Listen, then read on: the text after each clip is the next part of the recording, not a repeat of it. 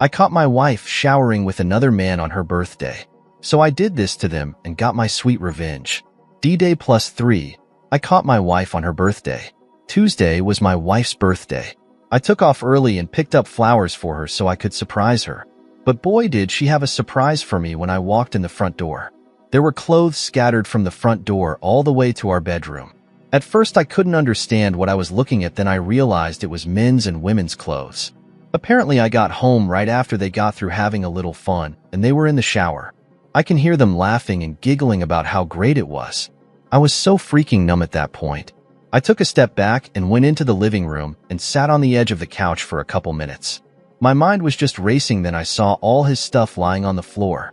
I picked up all of his clothes, took him out to the driveway to dump charcoal starter fluid on them, and set fire to his stuff. The only thing I did not burn were his keys and his phone. When I walked back in the house, my wife was standing there in a towel, just staring at me with a stupid look on her face. I told her happy birthday. She just started crying. He comes walking out with a freaking towel wrapped around him. I told him to get the hell out of my house before I beat him up, because at this point, I'm just about to lose it, and he starts looking for his clothes. I told him that they were in the driveway. He goes to the door and sees his clothes burning and screams. What did you do? I handed him his keys and his phone and told her to get out of my house and to give me my towel back. My wife starts yelling at me, telling me that I can't do that to him. I can't humiliate him like that. I look at her and tell her, you didn't have a problem humiliating me. My wife looks at him and tells him that she will get him a pair of sweats. I told her if he touches any of my stuff, I will beat him up, and she said, you can't do that, you can't send him out there like that. I said, stop trying to protect him. What about protecting me? She just gets this blank look on her face like she didn't understand. The guy starts walking towards me saying he wants a pair of pants. At least I told him no, get out. That's when he tried to grab my arm. So we got to take home a black eye along window pants. What a freaking disaster. Just because I wanted to surprise my wife on her birthday. I'm so numb right now. I don't know what to do. I guess this is an update a little bit more about us. I'm 36. She's 38. We have a 16-year-old daughter. I kicked my wife out on her birthday. She's living with her mom, who is also a cheater. I have not spoken to her since Tuesday. She's been blowing up mine and our daughter's phones. I had to explain to my daughter what her mother did not in details, but just that she cheated. She is so heartbroken and angry. I retained a lawyer this morning. I finally texted my wife and told her I retained a lawyer. And I will meet her later on today so she can try to explain herself. This is probably a bad idea, but I need answers. Is there a standard list of questions that I should ask? Because right now I can't think clearly. Whenever I found them, they were in the shower.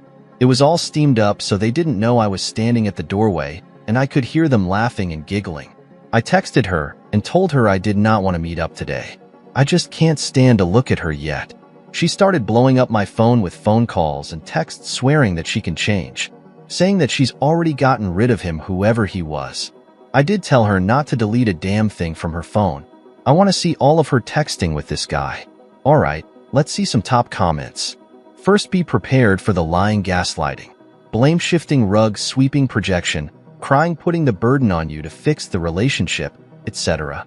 Look at the 180 approach, which is meant to address ways to cope. As for what to do first, and I know this is harsh, but if you have kids, get your DNA tested, also get STD tested for you. Second, talk to a divorce attorney. You don't need to file a divorce, but you should know your options. She cheated and divorce is a possible outcome of this. Find out if divorce is a better option. Third, think about what you want now, and in the future your marriage vows are broken. So you are no longer honor-bound to keep your vows. If you wish to forgive her, then be prepared to honor your vows again. Until then, they are broken. Fourth, start hitting the gym and refocus on yourself. You may be back in the singles market, and you want to be the best version of you if that happens. Fifth, if she is seriously willing to do anything, get a post note. Let's see if she is truly willing to do anything. Sixth, get the hell out of there and talk to friends and family. I know you don't want it to avoid embarrassing your wife, but let's be frank. She embarrassed herself. Don't take this one moment of honesty to paint her with the color of being an honest person. Seventh, make sure you record all your conversations. She will claim physical and mental abuse. While I enjoyed reading what you did with AP stuff, it doesn't help your case. 8th, read Leave a Cheater, Get a Life. If you can afford it, also look to individual counseling. If you want to say the relationship, worry about marriage counseling after individual counseling. 9th, don't play the pick-me dance. Also be careful with hysterical bonding. 10th, you will want to know the truth, make her write everything down, the entire affair. But no, you will never get the truth. To every question, her answer will be I don't know and other lies. 11th, put a hold on some of your bank accounts and credit cards. Cheaters sometimes pull out money getting ready for exit plans. Alright, next cheating story. My girlfriend cheated on me after I took her in. I'm a 19-year-old male, and she is a 19-year-old female. We have been dating for 2 years until about in April her and her dad got into a physical fight, and she asked to move in with me. I'm living with my parents, and my room was nowhere near big enough for her and her stuff. But I told her yes because I couldn't turn my back to the love of my life. It's a backstory. We started dating our sophomore year. I was depressed and a disaster because of multiple bullying and harassment incidents during the fall.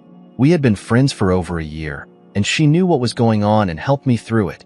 Before I knew it, I became madly in love with her, and everything was amazing. But for now, looking back, she was very controlling. I had to text her every 10 minutes. We would hang out every day. Once I tried sending her home early, and she threatened suicide. Yes, seriously. I want to say all the red flags, but I have to be brief. Some issues at my home rise up. Mom is a hoarder, so I am butting heads with her and my dad since I want them to start clearing their stuff. The clutter was so bad that I just ended up withdrawing from college for the fall, just because I couldn't focus on school. Sadly, my girlfriend was having a hard time as well. I tried everything I could for her for things to be somewhat normal. My family loved her despite our flaws. She was one of us. At the time, I didn't know if I'd go back to school next semester or save up for next year. Since my parents threatened not to pay so much, I stopped speaking to them for about 3 weeks. During this period, crap hits the fan. I found out my girlfriend is sexting a coworker. She works at a Chipotle. He joined the Marines and got shipped off 2 weeks ago. I found out on 10/27, about 2 weeks after we celebrated our birthdays with dinners, and this guy was there. She threatened suicide after I told her I needed to stay at a friend's house. She threatened to cut herself with a box cutters. No, I'm not ducking, kidding. I told myself we can work through this, things just aren't normal right now. But it'll take a little bit before things normalize with my parents. She tells me about 2 weeks later that she can't take it anymore, and we'll be going back home for a couple days. A couple days turns into weeks, and during that time, I still had all of her belongings in my room. I thought she just needed to alone time to sort herself out. Instead, she took this time to cheat with the guy instead of shipping out. I thought she just needed alone time to sort herself out. Instead, she took this time to cheat with the guy shipping out. She threw away our relationship and destroyed my soul. Since then, I have been a disaster, but my friends are all helping me out a lot. I have reoccurring nightmares, and with how controlling she was, I feel like my life is directionless now. We spoke about having kids. I was almost married in October when I tried to join the army. Why did she just throw away my love? She was crazy at times, but I thought she loved me and I loved her. Now that's gone, and with the pandemic, I just feel disgusting. Alright, next cheating story. Husband cheating for 5 years with the same woman while getting married and having a planned child with me. It has been a week since I, 29 female, found out my husband, 30 male, has been cheating on me again. I'll give it a little background. My husband and I were together for 4 years before he proposed. There was another 4 years before we got married, then another 4 years before we had our baby. We had been together almost 13 years. We found out my husband had depression in the beginning of our relationship. He would always have to be stoned. This was his way of coping with it. We were teenagers still, and I didn't see it as an issue then. We were living together, and after being together for a year, there were some red flags like him lying about random stuff, taking rent money for weed, and just being distant. He lost his job eventually, and he shut down. My dad, his grandma, and I were the ones coming up with rent money. He never tried to get a job, and that's when he stole the rent money. All in all, we lost our apartment and had to move in with my dad in another town. So 3 years into our relationship, we were trying to get back on our feet while living with dad. I stopped smoking because I wanted a better job to support us. This is when we grew apart. At the time, I didn't know that I felt like our trust was broken. I just wanted to make him happy and take care of things. I learned later that he felt like I abandoned him then. He wanted me to smoke with him still, but I didn't want it anymore because I didn't like it. He went to community college and worked part-time. That's where he met the other woman. I worked and paid for almost everything. He proposed in 2012 before he met her. But we had a long engagement and we never worked on our issues. After 7 years together, we set the date in 2015 to be married in 2016. 2 months after setting the date, he took his emotional affair to a physical one. I didn't know this, but she smoked with him after work and school. That's how they got close. Fast forward to 2 years after we are married. That's 3 years into the affair. My husband is even more depressed. He was talking more and more about suicide. I thought it was about him failing classes and him not being where he wants to be in life. I reassured him things will work out. We are still living with my dad. I have worked my way up to management. My husband is still at his crappy job making no money and failing school. The affair was affecting his choices. For example, he took all of our tax returns and spent it on a car. He couldn't afford it was the same type of car the other woman had. They would mostly smoke and take day trips to places too. Most of these trips took place when he should have been in school. So he was failing because of her. Over time, the other woman was demanding more from him. He tried to break up with her multiple times, but he always came running back. I found out about the affair because he gave me a pill saying it was a prenatal vitamin at the time. I wanted to start a family so badly, and he used that excuse to give me an antibiotic for any STDs. He slipped up one time with the other woman and didn't use protection. So he gave me the pill just in case. I Googled the pill and confronted him. He finally told me everything. I was devastated, but I wanted to save our marriage. We were Christians, and I believe we are bonded together beyond that. I love him with all my soul. So he ended things with her that night in 2018, all of 2019. We worked on our marriage. He didn't go back to her yet. It was the worst year of our lives. He went to therapy for about 5 months to figure out why he did what he did. Ultimately, it had to do with him being abused at 4 years old. Shortly after the abuse started, he was taken from his mom and sent to foster care. He says that the abuse changed his mind to think more about sexual things, and the separation broke him. He compartmentalized his feelings after that. He never felt loved and didn't really feel it for others. He was always ready to break bonds with people. He had a lot of sex partners at an early age, and he never broke up with anyone. He would just cheat, and people would leave him. That's why he didn't expect me to stay. He says he loves me more than he has loved anyone. It's hard though because he describes love like he doesn't know what it is. We think he might be a psychopath. However, he does feel guilt and empathy. It's just like he is another person when he cheated. He tells me he splits himself into 2 people. He said he broke himself, that he felt distant from God. But with me, he felt like he was doing the right thing. We know he uses weed to escape reality, and the affair is like that in a way. He said it never felt real. There were a lot of fights still about me not trusting him yet. He would get suicidal often because he said I would never be the same person. He said I died the day I found out. I feel like I did too. I couldn't remember who I was before. I feel like I have PTSD from it all. We still try to get things better. That summer we joined a church and got baptized. I felt better, like we were recommitting to the marriage in January of 2020. He said let's try for a baby. I really thought he was better. That him suggesting it at all said a lot about how far we have come. So we did, and I got pregnant immediately. Little did I know that he started pursuing the other woman again that same month. He told her I was pregnant immediately, and she was pissed. That slowed their relationship down a little bit. Few months into the affair, it got physical again. After our baby was born, my husband was with me all the time. After 2 weeks, he went back to work with an extra day off for family bonding. Soon he started working on his extra day off more and more. He wouldn't actually work. He would see her. I found out a week ago because I looked at his credit card and saw that he was in another town when he should have been at work. I called his work and they said he wasn't there all day.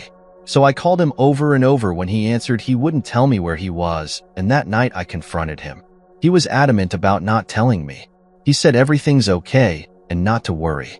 That was his way of telling me that he was going to end it and to pretend it never happened. I finally got most of the details of the affair that night. He was mad that I called his work and snooped through his finances. He was over it all. He said he can't go through another year of hell and that I won't change. He was ready to leave because he had no hope that we could recover.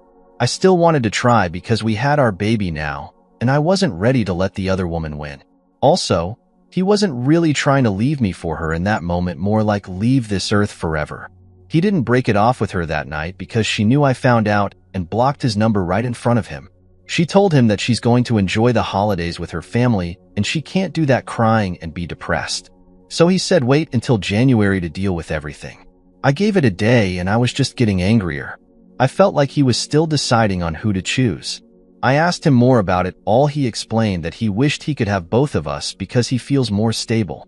He said there's a side of him that has bad thoughts that without her, he might do something worse like pick up random girls in bars or dating apps.